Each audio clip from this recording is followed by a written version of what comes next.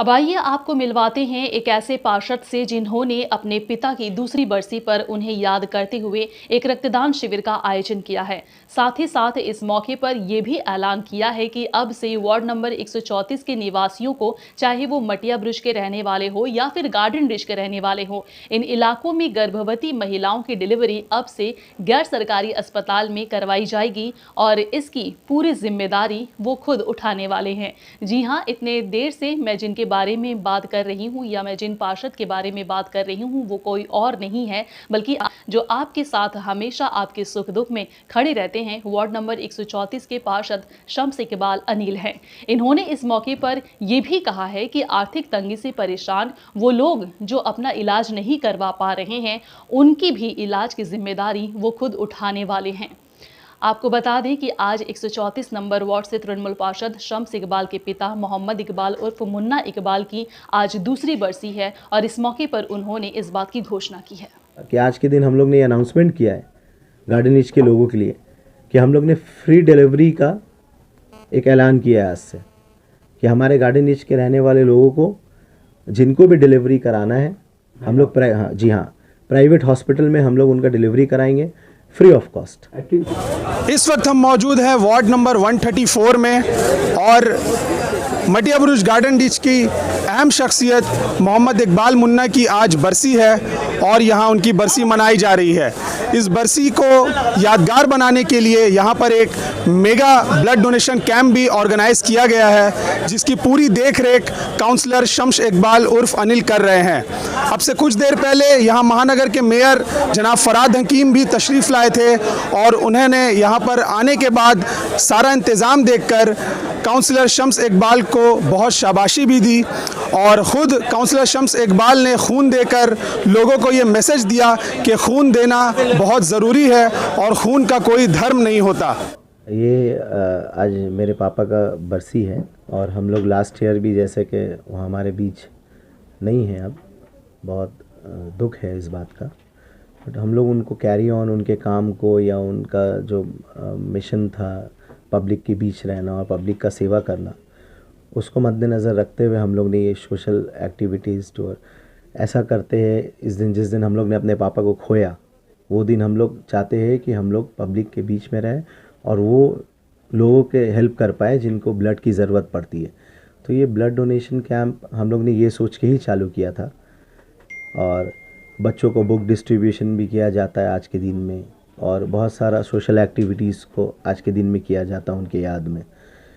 तो देखिए, ब्लड देना, हम खुद भी ब्लड देते हैं और हम लोग के जितने भी मेंबर हैं वार्ड के, जितने भी हमारे कलीग्स हैं, जितने भी हमारे पार्टी के मेंबर हैं, हमारे भाई हैं, सब हमारे साथी, तो हम लोग सब मिलके ही एक प्रोग्राम किया है कि नहीं, जिस दिन हम लोग ने अपने वालिद को खोया था उस दिन में हम लोग अपने ब्लड देकर हम लोग अपने दिल को ये सेटिस्फाइड करेंगे कि जिन लोगों को ब्लड की ज़रूरत पड़ेगी हम लोग उनको अपना खून देकर उनकी जान को बचाने की कोशिश करेंगे।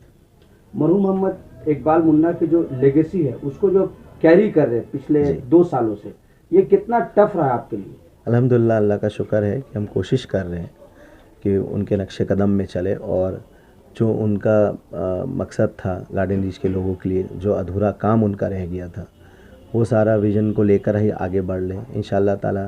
अल्लाह पाक से ये दुआ है और आप लोगों से भी, जहाँ से भी लोग मुझे सुन पा रहे हैं, आप सभी से ये इंतज़ार है कि हमारे लिए दुआ करिए कि आने वाले दिन में हम और बेहतर गार्डन रीच को बना सकें इंशाअल्लाह। उनकी एब्सेंस को कितना मिस करते हैं?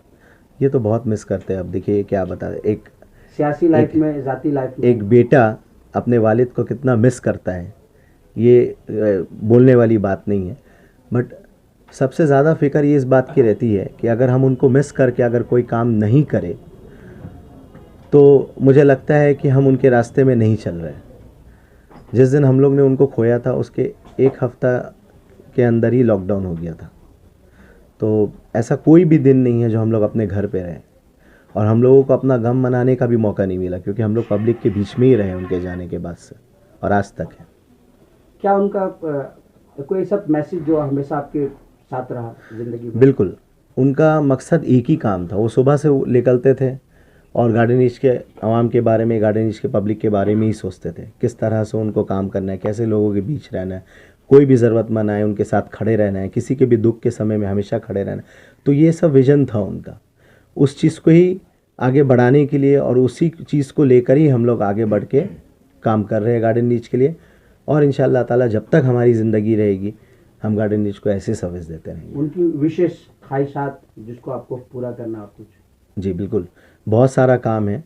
अगर हम अपने लोगों के साथ खड़े रहेंगे उनके दुख सुख में, और इंशाअल्लाह ताला आने वाले दिन में जो भी प्रॉब्लम हमसे सॉल्व हो पाएगा, हमारा ऑफिस यहाँ पे है और एज अ फैमिली हमने अपने वार्ड को हमेशा बोला है और इंशाअल्लाह ताला एज अ फैमिली ही आगे देखेंगे।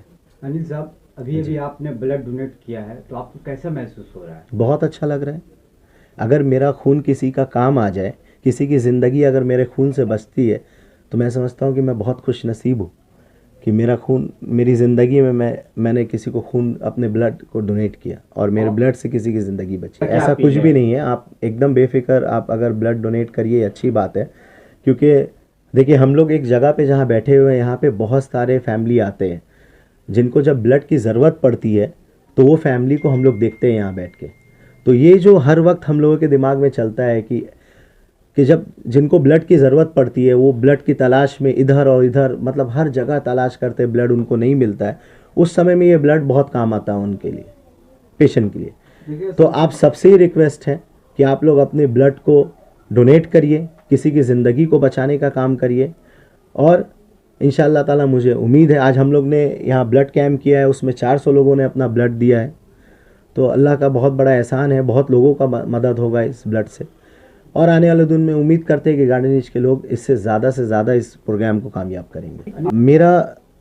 हम लोग यहाँ पे क्यों हैं? हम लोग यहाँ पे पब्लिक के लिए काम करने के लिए हैं। और इस फील्ड में अगर रहकर आप अगर लोगों का काम नहीं कर सके तो आपको यहाँ रहने का कोई अधिकार नहीं है। अगर आप पब्लिक का कोई भी ऐसा नहीं है कि आप कुछ एहसान कर रहे हैं लोगों के ऊपर में। हम लोग वोट मांगते ही है लोगों का काम करने के लिए। तो जब हम जीत के यहाँ पे आए, मेरा फ़र्ज़ है काम करना लोगों का।